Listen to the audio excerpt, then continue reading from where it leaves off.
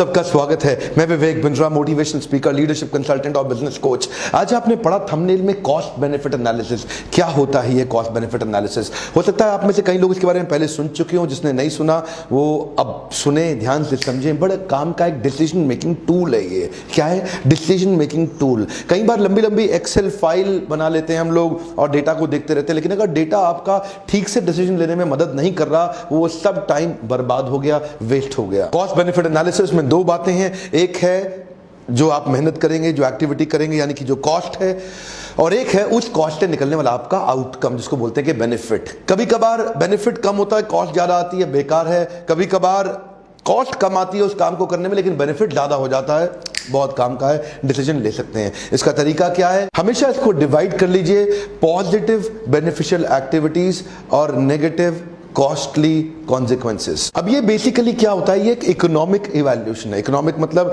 आपको घर में छोटे छोटे डिसीजन, जैसे कि एसी बदलें कि नहीं बदलें, इस किराए के मकान में रहें कि अगले किराए के मकान में रहें, ये जॉब रखें कि अगली जॉब रखें, ये छोटी छोटी कई चीजें होती हैं जिसमें आपको कॉस्ट और बेनिफिट एनालिसिस करना आना ही चाहिए। ये इकोनॉमिक इवैल्यूएशन होता है। इसमें कई बार नॉन फाइनेंशियल कॉस्ट को भी कॉस्ट की तरह इंक्लूड करना चाहिए और नॉन फाइनेंशियल बेनिफिट को भी फाइनेंशियल बेनिफिट की तरह इंक्लूड कर देना चाहिए। जैसे कि फॉर एग्जांपल, जैसे मान लो आपने बढ़िया लच्छा पराठा, दाल मखनी, शाही पनीर खाया और अपने दोस्तों को खिलाया।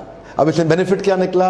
आपका कोई सीधा सीधा बैलेंस शीट तो बढ़ नहीं गया आपका, लेकिन कई बार रिलेशनशिप भी एक बेनिफिट होता है, जिसको अगर आप एक मॉनेटरी टर्म देने की कोशिश करें तो वो बहुत बड़ा भी हो सकता है। आजकल कई कॉल सेंटर्स हैं, कई बीपीओज हैं, कई आईटी कंपनीज हैं जो सैलरी बढ़ाने के नाम पे 3, 4, 5%, 6% सैलरी साल भर में बढ़ाती हैं। दैट्स ऑल, उससे ज्यादा सैलरी बढ़ाती नहीं है, लेकिन छोटे छोटे बेनिफिट दे देते हैं अपने एम्प्लॉय को। जैसे कि वहां पे उनको चाय पर पिला दी, ब्रेड पकौड़ा खिला दिया, मैगी खिला दिया, थोड़ा खाना खिला दिया, तो वो एम्प्लॉय को लगता है यार मुझे इतना कुछ मिल रहा है, इतना कुछ मिल रहा है, इतना कुछ मिल रहा है। और 5,000 रुपये आपके आने जाने का, जिसमें 2,500 कंपनी देती है, 2,500 आप देते हैं। अब वो पैसा भी आधा डिवाइड हो गया, आपको लगा जी कंपनी पिक एंड ड्रॉप भी दे रही है, पिक एंड ड्रॉप भी दे रही है। तो ये छोटे छोटे एडिशनल कॉस्ट कंपनी करती है, लेकिन नॉन टेंजिबल बेनिफिट इतने मिलते हैं कि आपकी उनको एनुअल इंक्रीमेंट ज्यादा बढ़ानी नहीं पड़ती, फिर भी आप टिके रहते हैं। क्यों?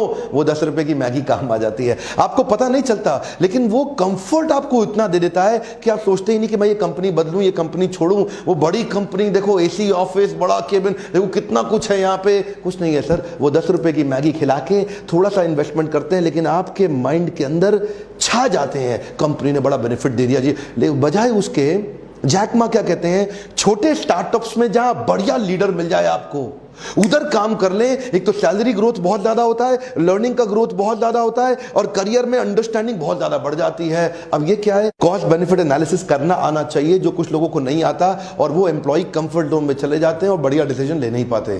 तो मिलते हैं कल सुबह 8 बजे दोबारा अपने पॉडकास्ट के अगले एपिसोड में, एक्सक्लूसिवली मेरे फेसबुक, इंस्टाग्राम पेज या ट्विटर हैंडल पे। और हाँ, शेयर जरूर करिएगा इस मैसेज को। Sharing is caring. शेयर करने से सामने वाले का लाभ होता है, और ऐसा मैसेज शेयर करने से आपकी भी तो इज्जत बढ़ती है। हमारे साथ जुड़े रहने के लिए प्रेम पूर्वक धन्यवाद।